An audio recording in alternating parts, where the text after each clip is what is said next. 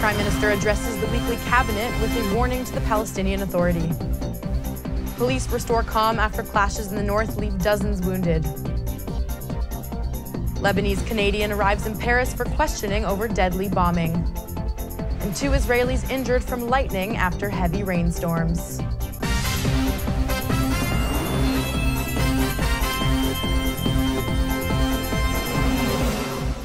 Shalom and welcome to the Jerusalem Post News. Today is Sunday, November 16th, and here are your top stories. Prime Minister Benjamin Netanyahu says Palestinian Authority President Mahmoud Abbas must halt his anti-Israel propaganda so that calm can be restored to Jerusalem. תוך פחות מ-24 שעות מקיום המפגש הזה באמן, כלי התקשורת הרשמיים של הרשות הפלסטינית קראו ליום זעם בירושלים. אבו מאזן חייב להפסיק את ההסתה שמביאה למעשה אלימות. זה אחד מהשורשים של התלהמות היצרים, מה שמובא על ידי תעמולה אסלאמיסטית קיצונית ותעמולה מצד הרשות הפלסטינית.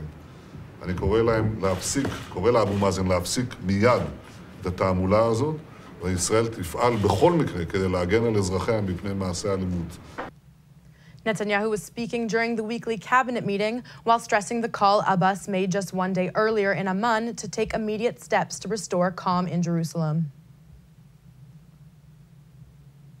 41 people were wounded Friday night when a brawl between Druze and Muslims in the northern village of Abu Snan spun out of control. Police reinforcements from across the district streamed into the town, and at one point, police dispatched a helicopter. Police referred to the incident as, quote, a grave occurrence and called on Druze and Muslim residents of the town to act responsibly and work to prevent further fighting. By Saturday morning, police said quiet had returned to the village. A spokesman for the local council said over the weekend that the violence had nothing to do with their community and that the fight erupted from a social media riff. A Lebanese Canadian who is the main suspect in a 1980 bombing that killed 4 people outside a Paris synagogue was placed under formal investigation over the weekend. He's always claimed, and he will keep on claiming, that he's innocent, that he's got nothing to do with this attack, and that there is, in addition to everything, that there is nothing against him in the dossier, as we call it here. Hassan Diab arrived in Paris from Canada on Saturday after the country's highest court last week refused to rule on his appeal against extradition to France.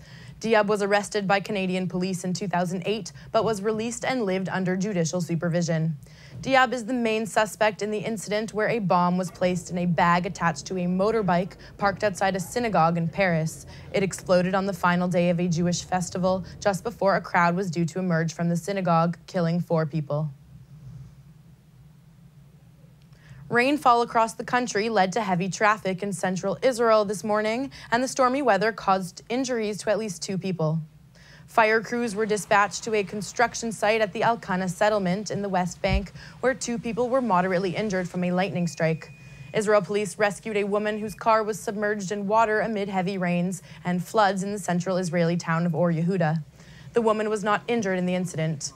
The heavy rain also partially flooded the Ayalon highway this morning, causing heavy traffic at the entrance to Tel Aviv.